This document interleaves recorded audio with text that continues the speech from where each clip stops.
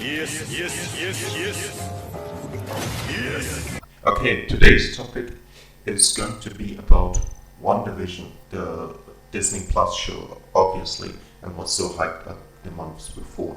Now, overall, I enjoyed WandaVision as a show, but ultimately it fell a bit flat. Like pretty much everyone else, I was speculating through the whole show of what's going to happen. I'm not gonna reveal too much about the plot because fuck that. This is my show and that's how I run it. But overall, when it was over, I felt a bit disappointed. I'm not in a minority who felt disappointed by the show for different reasons. But let me explain further. For me, it was weird because this show, WandaVision, was built as this totally mind-bending series when in actuality it doesn't even come close to Legion, which was made by Fox, or DC's Doom Patrol, which are very crazy shows and totally mind-bending, unlike WandaVision. Now, my argument being here is that they don't let the audience experience that much. They build up a mystery, present the mystery in all of the promotional material. All these trailers were dominated by this mystery, but then they lifted in episode 4 and explain practically everything to you, which is wasted potential for me. They could have done more with the TV settings and going more into the TV show, and I would trust my audience more than to immediately explain everything what's happening in episode 4. There still comes interesting stuff later on after episode 4, but in my opinion, it was just too early to lift the veil. Anyway, let's get to the good parts. Although one last thing I have to say is the episodes definitely made me feel something while watching it. But when they were finished, I felt kind of hollow.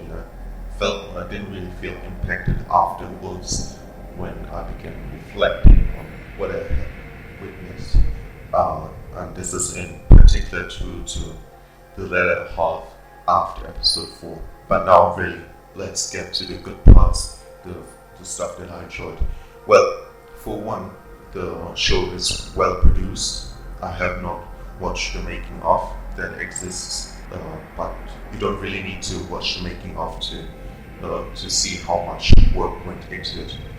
Plus, the acting is just great by everyone, especially Paul Bettany, who probably will be my definitive screen version of Division. Brings so much humanity to a robot while still being a robot. Aside from that, it was great to see characters back like Darcy Lewis, who was last seen in For the Dark World, again portrayed by the always charming Kat Dennings. Seriously, I love Kat Dennings. I don't love every material she's in, but in its overall style, like Two Broke Girls was not that great of a show, but it worked because Kat Dennings could play off her charm. And then again, Jamie Woo was seen in Ant-Man and the Wasp. Jimmy Woo is actually a comic book character. He's again portrayed by Randall Park, and he was great, with the material he was given. And then there is Catherine Hahn. Catherine Hahn as Agatha Harkness or Agnes or whatever, is just great. She really hamps up her performance to a degree that is reminiscent of Ian McDermott as Palpatine or Pedro Pascal's Maxwell Lord. So it was great to see a Marvel villain have a character or an actress having so much fun with their villain portrayal. Then I forgot the name of the actress, but Monica Rambeau, her actress. I really enjoyed her. I've been saying I have said this before, and I will say it now again. Monica Rambeau would have been the best choice for Captain Marvel already back then when they released the Captain Marvel movie, because, well, Carol Danvers is just not likable as Captain Marvel, and you have to understand that Monica Rambeau is not only the second person who took up the mantle of Captain Marvel, she's also a black superhero. Like, the best thing you could have done to explore her story immediately instead of treating her like an afterthought, but that's a discussion for another time, and I already issued my disappointment back then in 2016, or what was it, on my blog. You can read there my Captain Marvel review. Again, Monica Rambeau is great, and they have laid out stuff that we can probably get in the future to see. Yeah, then overall I got nothing left to say, but that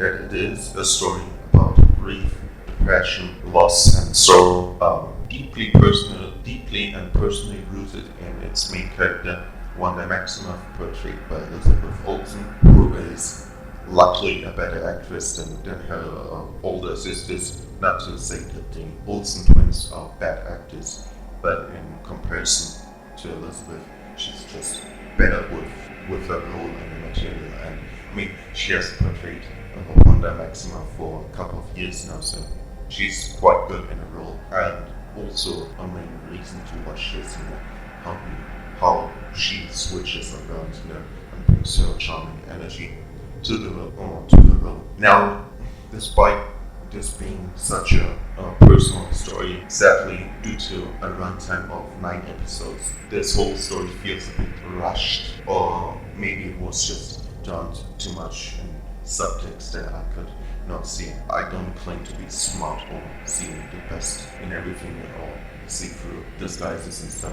Now, normally I'm adamant for shorter runtimes in modern shows, because it just helps with cutting out unnecessary material, streamlining it. But when you have a shorter episode list, you run into the risk that WandaVision has, that instead of dragging the story out, the certain elements are more rushed. So my final verdict is a 6 out of 10.